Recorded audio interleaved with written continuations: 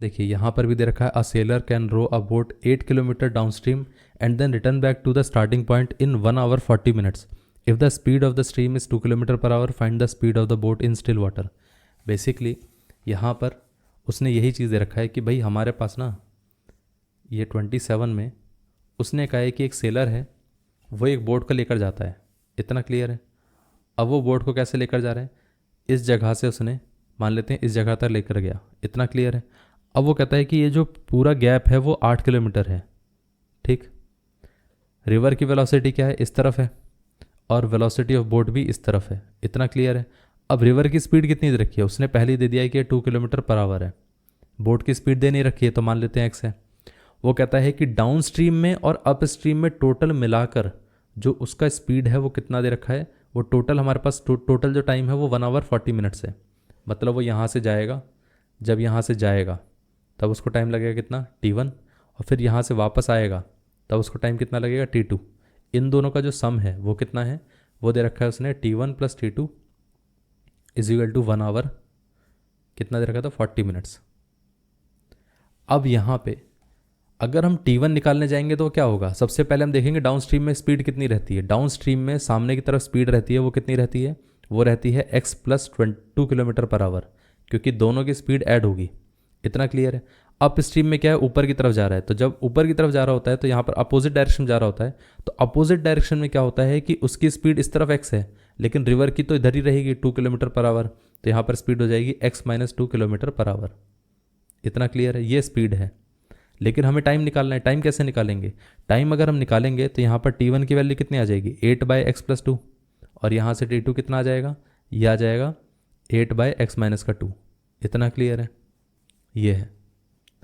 मतलब एक्सप्लेन करने के लिए मैंने इस तरीके से आपको एक्सप्लेन कर दिया है. प्रॉपर तरीके से आप स्टेटमेंट में आंसर लिखना. ठीक है, ऐसा मत लिख देना सारी चीज़ें पूरा स्टेटमेंट में एक्सप्लेन करके लिखना कि ये वैल्यूज़ आएंगी.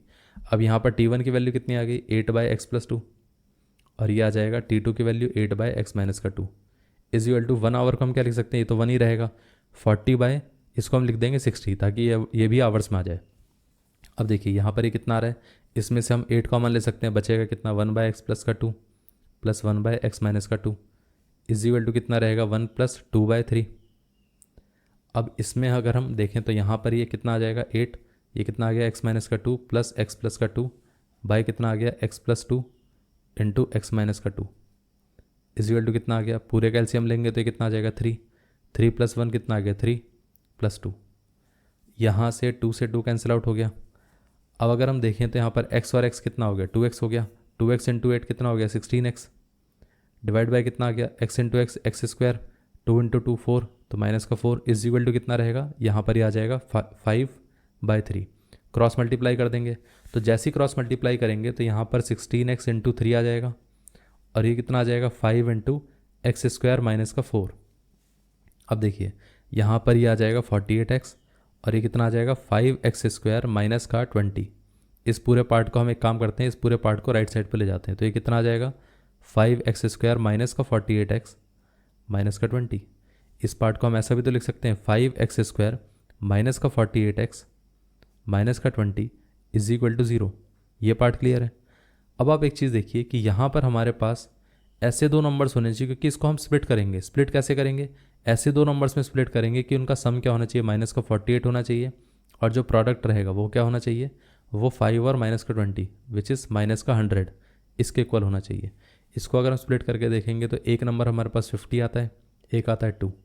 क्योंकि सम नेगेटिव है तो लार्जर नंबर नेगेटिव रहेगा और स्मॉलर नंबर पॉजिटिव रहेगा. तो मतलब ये वाला -50 होना चाहिए, ये +2 होना चाहिए. इतना क्लियर है. इन दोनों का प्रोडक्ट -100 होगा, इन दोनों का सम -48 होगा. तो हम ऐसा बोल सकते हैं ना कि ये पूरे पार्ट को 5x², 48 को क्या लिख सकते हैं -50x, और इसको हम क्या लिख सकते हैं +2x -20 = 0. इसमें से अगर हम 5x कॉमन ले लेंगे तो बचेगा क्या x - 10, और यहाँ से अगर हम 2 कॉमन ले लेंगे तो बचेगा क्या x - 10 = 0. ये पार्ट क्लियर है. अब यहाँ से देखिए अगर हम यहाँ पर x - 10 कॉमन ले लेंगे तो यहाँ पर बचेगा कितना 5x + 2 = 0. अब एक हमारे पास फैक्टर कितना आ रहा है, एक फैक्टर आ रहा है हमारे पास x - 10, और एक आ रहा है 5x plus 2 is equal to 0। अगर ये वाला पार्ट 0 के साथ इक्वेट हुआ तो x की वैल्यू कितनी आएगी, 10 आ जाएगी। इतना क्लियर है। अब ये वाला पार्ट अगर 0 से इक्वेट किया तो x की वैल्यू कितनी आ जाएगी, -2/5। लेकिन स्पीड क्या हो सकती है, स्पीड नेगेटिव तो हो नहीं सकती है, तो मतलब आंसर क्या रहेगा, x is equal to 10 kilometre per hour. और उसने पूछा क्या था, स्पीड ऑफ बोट ही पूछा था, तो यहाँ पर ये क्या है, ये स्पीड ऑफ बोट है। इतना क्लियर है, तो ये आंसर है।